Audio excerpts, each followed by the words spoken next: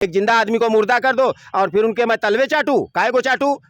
मेरे को जिंदा करो। कि संतोष कहाँ है, सही सलामत है कि नहीं, उसका आज 13वीं है। तो बोले नहीं, वो तो जिंदा है, चाय बना रहा है। हाँ, मुर्दा जेल भी जाता है, मुर्दा धरना भी देता है, मुर्दा इंटरव्यू भी देता है। तो गांव के लोगों ने वो करण अर्जुन फिल्म की तरह देख के हमको सॉकेट हो गए। कोई बोले अरे भूत आया, ये है जिंदा मर गया, तेराही का पूड़ी खाए। मेरी तेरही हो गई है मगर मैं ज़िंदा हूँ। अब चौंकिए मत, ये एक सच्ची घटना है और जिनके साथ ऐसा कुछ हुआ वो हमारे बगल में खड़े हुए हैं। इनके गले में आप देख रहे होंगे कि ये बैनर लगाए हुए हैं और इस पर साफ तौर से लिखा हुआ है कि मेरी तेरही हो गई है मगर मैं ज़िंदा हूँ। अब इसके पीछे की वजह क्या है, हम इनसे ही जानेंगे कि आखिर ये लटका कर इन्हें क्यों घूमना पड़ रहा है। अगर ये ज़िंदा है, वाकई में जीवित नज़र आ रहे हैं, आप लोगों को भी जीवित नज़र आ रहे होंगे और अब ये बातचीत भी करेंगे, लेकिन इनकी तेरही हो चुकी है, यानी ये मर चुके हैं, लेकिन ये अपने आप को साबित कर रहे हैं कि मैं ज़िंदा हूँ। अब इसके पीछे की कहानी क्या है, आखिर क्यों ये अपने आप को जिंदा साबित कर रहे हैं, जिंदा होते हुए भी अपने आप को साबित कर रहे हैं कि नहीं मैं ज़िंदा हूँ। हम इनसे ही बातचीत करके जानने की कोशिश करेंगे कि पूरा मामला क्या है। सबसे पहले तो आप अपना नाम बताएं। जी, सर्वप्रथम आपको प्रणाम। मेरा नाम संतोष मूरत सिंह है और Uttar Pradesh government declares me dead, but मैं जिंदा हूँ। 20 वर्षों से अपने आप को जीवित घोषित करने के लिए तमाम जद्दोजहद कर रहे हैं साहब, लेकिन आज तक सरकार के कानों पे जू नहीं रहेगा। और दिल्ली के जंतर मंतर से लेकर लखनऊ, बनारस 20 सालों से धरना प्रोटेस्ट आंदोलन हमारा जारी है, लेकिन आज तक सरकार हमको जिंदा घोषित नहीं की। तो फिर आप मर कैसे गए, आपकी तेरही कैसे हो गई? आप जिंदा तो घूम रहे हैं। जी, हम सन 2000 तक गांव में थे। 1988 में हमारे पिताजी श्री राम मूरत सिंह फौजी, जो कि आर्मी में थे, रिटायरमेंट के बाद उनका देहांत हो गया और ऑल प्रॉपर्टी मेरे नाम वरासत 1988 में नाबालिग तौर पे हो गई थी।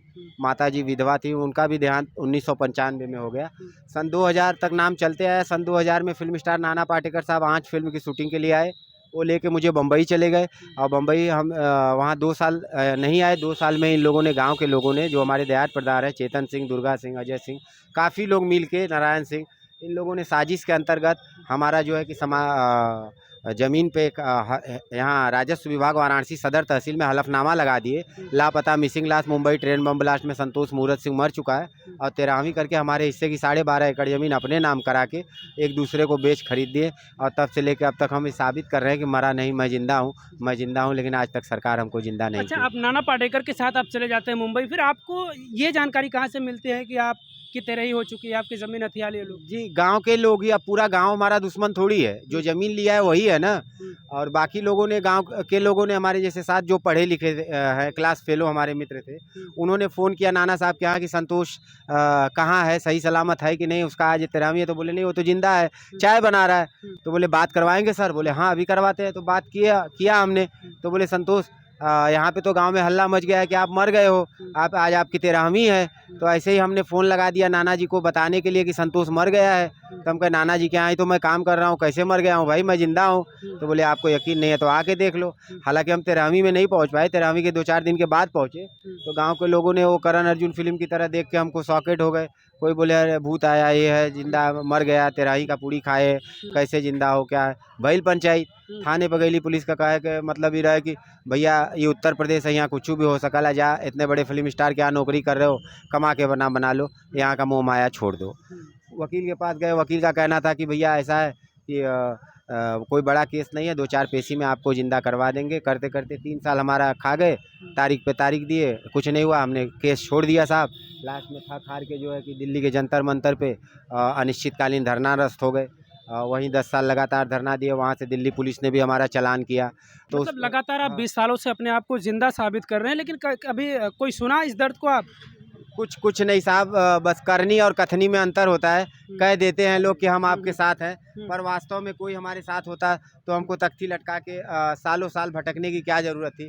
अच्छा, इस दौरान आप तमाम जगह प्रोटेस्ट करते हैं, तमाम मुख्यमंत्री के आगमन पर, प्रधानमंत्री के आगमन पर आप वहाँ भी चले जाते हैं, तो इस दौरान प्रशासन का क्या बिहेवियर होता है? प्रशासन का बिहेवियर यही होता है कि उठा के जेल में भेज देती है, 104 में भेज देती है, मुर्दे को जेल में। हाँ, मुर्दा जेल भी जाता है, मुर्दा धरना भी देता है, मुर्दा इंटरव्यू भी देता है।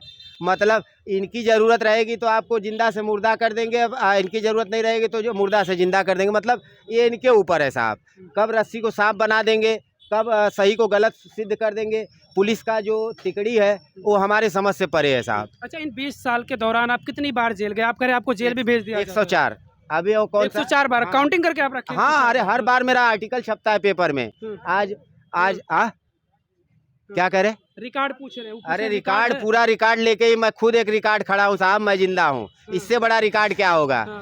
ये लोग हंस के देखते हैं या देख के हंसते हैं?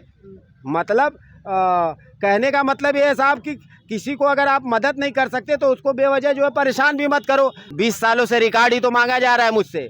मुर्दे से आप रिकॉर्ड मांग रहे हो और मुर्दा आपसे रिकॉर्ड मांग रहा है कि मैं कैसे मर गया, मैं जिंदा हूँ, मुझे रिकॉर्ड दो। फर्जी तौर पे बोले फलाने जगह बम ब्लास्ट हुआ था, मर गया। अरे फलाने जगह बम ब्लास्ट हुआ था जरूर, लेकिन उस बम ब्लास्ट में आप जांच करो कि कौन मरा कौन जिंदा है। ऐसे ही फर्जी किसी को भी कर दोगे, गलत बात है ना भैया। अब वो सालों से साबित करते रहे कि परिवार में कोई नहीं है। आपके माँ बाप कब मरे? 1988 में पिताजी। 1988 में पिताजी। माता जी आपकी? 1995 भाई हुई आपके पास? नहीं, भाई भी गुजर गए थे। 1995 में आपकी माता जी मरी। आप घर छोड़कर कब गए? 2000 में। मतलब आप अकेले अपने पूरी संपत्ति के मालिक थे। आप सारी संपत्ति छोड़कर मुंबई क्यों चले गए जब आप अकेले सारी संपत्ति? इतना बड़ा फिल्म स्टार हमारे घर पे शूटिंग कर रहे हैं और वो ऑफर कर रहे हैं, तो मुझे थोड़ी मालूम था कि मैं वहाँ चले जाऊंगा तो मुझे ऐसा मरा हुआ घोषित कर दिया जाएगा। आप ही को अगर कोई बड़ा सेलिब्रिटी आके, अभी शाहरुख खान, सलमान खान, कोई भी आके कहे कि भाई आपका व्यक्तित्व मुझे अच्छा लगा, आप हमारे साथ बम्बई चलोगे, तो आप क्या कहोगे कि नहीं जाऊंगा? हमने कहा हम चलेंगे साहब, कहो नहीं काहे नहीं चलेंगे। हमको थोड़ी मालूम था कि हम चले जाएंगे तो यहाँ मरा हुआ घोषित कर देंगे हमको, ये थोड़ी हमको पता था। हम गए, साल 2 साल नहीं आए। अब साल 2 साल आप लापता भी रहोगे तो 7 साल जब लापता रहोगे तब ना आपको मरा हुआ माना जाएगा। तो ये लोग तो 2 ही साल में कांड कर दिए। कांड कर दिए, देश विदेश की मीडिया में इतना आ रहा है, हर जगह न्यूज़ चल रहा है, तो इनको संज्ञान में नहीं है। अभी वहाँ पे दिल्ली में जो है कि इनको सुप्रीडेंट ऑफ पुलिस और जिला मजिस्ट्रेट को तलब किया गया था हमारे प्रकरण में। नाम कटने का कारण बताओ, नोटिस जारी करवाए थे हम। तो वहाँ पे सुप्रीडेंट ऑफ पुलिस और जिला मजिस्ट्रेट वहाँ तलब हुए, कटघरे में खड़े हुए और सॉरी सर बोल के टोपी उतार के बोले सॉरी सर। तो सॉरी से मेरा बीता हुआ पल आ जाएगा? इस दौरान आप कई बार चुनाव भी लड़ने की कोशिश करते हैं, हालांकि शायद आपके पर्चा खारिज कर दिया जाता है मुर्दा होने के चलते। यही रीजन है, क्योंकि यमराज का काम करना ये तहसील में शुरू कर दिए साहब ये लोग। लेखपाल जो महोदय है, ये रिपोर्ट कैसे लगा देते हैं? रिश्वत का ईंधन इनके उसमें डाल दिए आप। आपका रिपोर्ट गलत को सही कर देंगे, सही को गलत कर देंगे। और मैं एक ऐसा अकेला व्यक्ति नहीं हूँ, हजारों लाख। फिर किन पे भरोसा किया जाएगा? पैसे सारे अधिकारियों के ऊपर आरोप लगा देंगे तो फिर उन्हीं के भरोसे तो सारा काम चल रहा है। आप कह रहे हैं कि पैसा डालो इनसे उनसे, ऐसा करवा दो। अरे जो किया है उसको तो बोलूंगा ही साहब। मुर्दा किसी से डरता है क्या? मुर्दा जो है पीएम सीएम डीएम सबको चैलेंज कर रहा हूँ मैं। काहे को एक जिंदा आदमी को मुर्दा कर दो और फिर उनके मैं तलवे चाटू? काहे को चाटू? मेरे को जिंदा करो। आपका आपने गलत कर हुआ है आपके शासन में। इनका अभी डिबेट पे बैठते हैं सब, बड़े चैनल पे बैठे थे अभी 4-6 महीने पहले। डिप्टी सीएम केशव प्रसाद मौर्य जो अभी भी है प्रेजेंट टाइम में, हजारों के तादाद में मुर्दों को लेके हम बैठे थे डिबेट पे, आप देख सकते हैं गूगल पे। तो एंकर महोदय ने पूछा कि आप इतने मुर्दों के बीच में बैठे हो, आपको डर नहीं लग रहा है? तो बोले नहीं, डर नहीं, हमारी सिंपैथी है, लेकिन ये जितने मुर्दे मरे हैं ये हमारे बीजेपी में नहीं मरे हैं, ये कांग्रेस में मरे हैं। अब बीजेपी में जिंदा हो जाएंगे तब वहाँ आप क्या कहोगे? मतलब मुर्दों पे भी राजनीति। हम किसी भी सरकार में मरे हैं, कांग्रेस में मरे, सपा में मरे, फलाना में ठिकाना में, लेकिन प्रेजेंट टाइम में आपकी सरकार है ना, तो आपका दायित्व तो नहीं बनता है? आप जिंदा नहीं करोगे, मतलब मुर्दों पे खाली राजनीति करोगे। तो मुर्दे जब अपने पे आएंगे साहब तो देखा जाएगा। तो हम तलवा चाटने वालों के मुर्दे नहीं है, हम इनको चैलेंज करेंगे और करते आए। इसीलिए बोले प्रार्थी बन के जब नहीं सुनते हैं तो प्रत्याशी बन के भी इनके लेवल टू लेवल फाइट करते हैं। अभी उम्मीद है आपको कि आप साबित कर पाएंगे अपने आप? हाँ, उम्मीद पे दुनिया कायम है साहब, लड़ते हैं। और बोले जब शमशान घाट पहुँचा ही दी है तो बोले अब डरना क्या? अब वही से जो है कि रहना खाना पीना कैसे? 10 से 5 यहाँ धरना पे हैं जिला मुख्यालय वाराणसी पे, और 5 बजे के बाद यहाँ से LI रिपोर्ट जो है हम ख़त्म करवा देती है। फिर उसके बाद 5 बजे के बाद मनकनिका हरिश्चंद्र घाट जहाँ मुर्दे जलते हैं वहाँ पे रहते हैं रात को। तो वहाँ जो मुर्दे जलाने आते हैं वो लोग मुर्दा जब जल जाता है तो कुछ मिठाई पूड़ी क्या क्या कुछ खाते हैं, तो वो लोग खिला देते हैं। यहाँ भी कोई आता है तो कोई चाय पिला देता है, कोई खाना खिला देता है। अच्छा, ऐसे अगर आपको किसी से मदद चाहिए तो कोई कैसे दूर से मदद कर सकता है? ये भी कह सकते हैं। मुर्दा का बैंक में खाता भी है। क्या बात कर रहे हैं? और मुर्दा अभी मैं बैंक में मुर्दे का बैंक में खाता कैसे बैंक वालों ने खाता कैसे खोल दिया? वही तो मैं आपसे पूछ रहा हूँ, लोकतंत्र के चौथा आपसे पूछ रहा हूँ कैसे खतवा खुलवा लिया? वही तो मैं कह रहा हूँ भैया कि अगर मैं मुर्दा हूँ तो मेरा खाता कैसे है? अगर मैं मुर्दा हूँ तो मैं आपको इंटरव्यू कैसे दे रहा हूँ? अगर मैं मुर्दा हूँ तो लोकसभा विधानसभा हर सभा का चुनाव का नामांकन कैसे भरता हूँ? अगर मैं मुर्दा हूँ तो 104 बार जेल कैसे जाता हूँ? अगर मैं मुर्दा हूँ तो ये सब कौन कर रहा है? जिंदा की मुर्दा?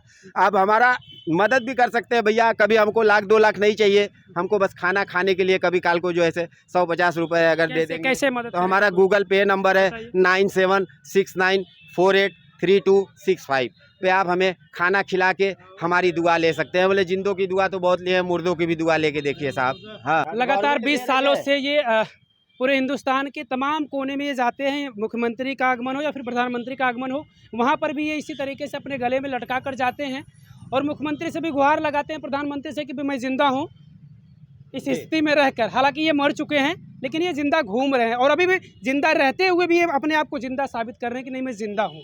लगातार इनका प्रयास है 20 सालों से, आगे भी इनका प्रयास रहेगा तब तक जब तक इस शरीर में जान रहेगी, या हो सकता है उसके पहले ये अपने आप को ज़िंदा साबित कर पाएँ। कोशिश तो इनकी लगातार है। अब देखना ये होगा कि क्योंकि कुछ ऐसे लोग भी हैं जो अपने आप को ज़िंदा साबित कर चुके हैं, प्रमाण भी है, तो ऐसे ये भी उसी उम्मीद पर लगे हुए कि हो सकता है मैं भी अपने आप को कभी ज़िंदा साबित कर पाऊँ। आप क्या कहते हैं इनके बारे में कमेंट करके अपनी राय में ज़रूर दीजिएगा। बहुत बहुत धन्यवाद।